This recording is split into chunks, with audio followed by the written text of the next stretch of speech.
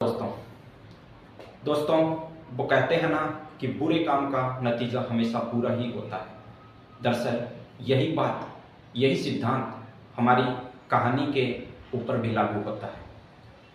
ये कहानी है एक 14 साल की लड़की की, जिसे इतनी कम उम्र में हवस की लत लग जाती है और इसी हवस की लत के चलते उसकी हत्या कर दी जाती है। तो कौन इस हत्या के पीछे था और हत्या करने का क्या मकसद था, यह सब आपको हम इस कहानी के माध्यम से बताएंगे। दरअसल मध्य प्रदेश राज्य जो है उसका एक टीकमगढ़ जिला है, उसमें रहने वाले एक व्यक्ति जिसका नाम गंगाराम होता है, उसकी शादी होती है एक शोभा नाम की औरत से। दरअसल ये जो शोभा होती है उसका एक पहले भी शादी की हुई होती है। तो उसका पति जो है, पहला पति, उसकी मृत्यु हो जाती है। इसी के चलते शोभा जो है वो गंगाराम से दूसरी शादी करती है। लेकिन पहले पति से उसे एक लड़की थी जिसका नाम था नीतू। ये कहानी भी आज इसी लड़की की है। और गंगाराम से भी शोभा के 2 बच्चे होते हैं, एक लड़की और एक लड़का। लड़की का नाम होता है आस्था और लड़के का नाम होता है नितिन। नितिन की उम्र लगभग 5 साल और आस्था की उम्र लगभग 4 साल। तो परिवार बड़ा हो चुका था और गंगाराम जो है वो मजदूरी किया करता था। और इसी के चलते गंगाराम यह सोचता है कि टीकमगढ़ में रहकर मैं मेरे पूरे परिवार की देखभाल अच्छे से नहीं कर सकूँगा, इसलिए वह हरियाणा के सोनीपत में काम करने के लिए चला जाता है। वो अपने दोनों बच्चों को लेकर और अपनी पत्नी को लेकर हरियाणा के सोनीपत में चला जाता है और बड़ी बेटी नीतू को अपने उसी के दादा दादी के पास छोड़कर चला जाता है। 2021 में गंगाराम जो है वो अपने पूरे परिवार, नीतू को छोड़कर पूरे परिवार के साथ हरियाणा के सोनीपत में आया था। वहाँ पर काम करने लगा। 2 साल तक उसने मेहनत मजदूरी की। इसी बीच गंगाराम की पत्नी शोभा भी उसका हाथ बंटा दिया करती थी, जिसके चलते अच्छा खासा गुजारा गंगाराम का होने लगा था और उसकी पढ़ाई लिखाई, बच्चों की पढ़ाई लिखाई का खर्चा भी आसानी से दोनों पति पत्नी उठा लेते थे। इसी बीच 2 साल बीत जाते हैं और गंगाराम और शोभा जो है वो आपस में बात करते हैं कि क्यों ना अब हमें बड़ी बेटी नीतू को भी यहाँ बुला लेना चाहिए, ताकि वो भी घर का अच्छा काम कर सके और हम दोनों बाहर मजदूरी करने जा सकें। तो 2023 में जो है वो नीतू को यहाँ पर बुला लेते हैं, हरियाणा के सोनीपत में। फरवरी 2023 की बात है। नीतू जो है वो अपने माता पिता के पास आ जाती है और यहीं पर रहकर पढ़ाई करती है। जैसे जैसे दिन गुजरते हैं, महीने गुजरते हैं, नीतू अपने घर का काम किया, सुबह घर का काम किया करती थी और उसके बाद स्कूल को चली जाती थी। तो 2 महीने बाद अप्रैल में नीतू जो है वो अपने पिताजी से कहती है कि पिताजी अब मुझे कुछ किताबें चाहिए, जिसके लिए या तो आप मुझे कुछ पैसे दे दीजिए या फिर खुद ला कर दीजिए। इसी बीच नीतू के पिता जो है वो नीतू के सर पर हाथ रखते हुए कहते हैं कि बेटी आज शाम तक तुम्हारी माता को मैं, तुम्हारी मम्मी को मैं पैसे देकर भेज दूंगा और वो साथ में बाजार से आते हुए तुम्हें किताबें ला कर दे देगी।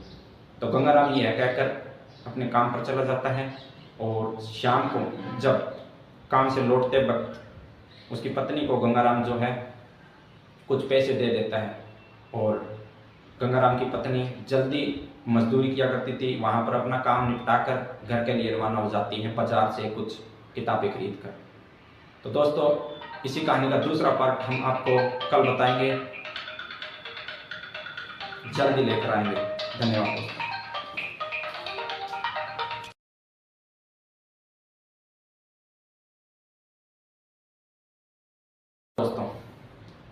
दोस्तों वो कहते हैं ना कि बुरे काम का नतीजा हमेशा बुरा ही होता है। दरअसल यही सिद्धांत हमारी कहानी के ऊपर भी लागू होता है। ये कहानी है एक 14 साल की लड़की की, जिसे इतनी कम उम्र में हवस की लत लग जाती है और इसी हवस की लत के चलते उसकी हत्या कर दी जाती है। तो कौन इस हत्या के पीछे था और हत्या करने का क्या मकसद था, ये सब आपको हम इस कहानी के माध्यम से बताएंगे। दरअसल मध्य प्रदेश राज्य जो है उसका एक टीकमगढ़ जिला है, उसमें रहने वाले एक व्यक्ति जिसका नाम गंगाराम होता है, उसकी शादी होती है एक शोभा नाम की औरत से। दरअसल ये जो शोभा होती है उसका एक पहले भी शादी की हुई होती है। तो उसका पति जो है, पहला पति, उसकी मृत्यु हो जाती है। इसी के चलते शोभा जो है वो गंगाराम से दूसरी शादी करती है, लेकिन पहले पति से उसे एक लड़की थी जिसका नाम था नीतू। ये कहानी भी आज इसी लड़की की है। और गंगाराम से भी शोभा के 2 बच्चे होते हैं, एक लड़की और एक लड़का। लड़की का नाम होता है आस्था और लड़के का नाम होता है नितिन। नितिन की उम्र लगभग 5 साल और आस्था की उम्र लगभग 4 साल। तो परिवार बड़ा हो चुका था और गंगाराम जो है वो मजदूरी किया करता था। और इसी के चलते गंगाराम यह सोचता है कि टीकमगढ़ में रहकर मैं मेरे पूरे परिवार की देखभाल अच्छे से नहीं कर सकूँगा, इसलिए वह हरियाणा के सोनीपत में काम करने के लिए चला जाता है। वो अपने दोनों बच्चों को लेकर और अपनी पत्नी को लेकर हरियाणा के सोनीपत में चला जाता है और बड़ी बेटी नीतू को अपने उसी के दादा दादी के पास छोड़कर चला जाता है। 2021 में गंगाराम जो है वो अपने पूरे परिवार, नीतू को छोड़कर पूरे परिवार के साथ हरियाणा के सोनीपत में आया था। वहाँ पर काम करने लगा। 2 साल तक उसने मेहनत मजदूरी की। इसी बीच गंगाराम की पत्नी शोभा भी उसका हाथ बंटा दिया करती थी, जिसके चलते अच्छा खासा गुजारा गंगाराम का होने लगा था और उसकी पढ़ाई लिखाई, बच्चों की पढ़ाई लिखाई का खर्चा भी आसानी से दोनों पति पत्नी उठा लेते थे। इसी बीच 2 साल बीत जाते हैं और गंगाराम और शोभा जो है वो आपस में बात करते हैं कि क्यों ना अब हमें बड़ी बेटी नीतू को भी यहाँ बुला लेना चाहिए, ताकि वो भी घर का अच्छा काम कर सके और हम दोनों बाहर मजदूरी करने जा सके। तो 2023 में जो है वो नीतू को यहाँ पर बुला लेते हैं हरियाणा के सोनीपत में। फरवरी 2023 की बात है। नीतू जो है वो अपने माता पिता के पास आ जाती है और यहीं पर रहकर पढ़ाई करती है।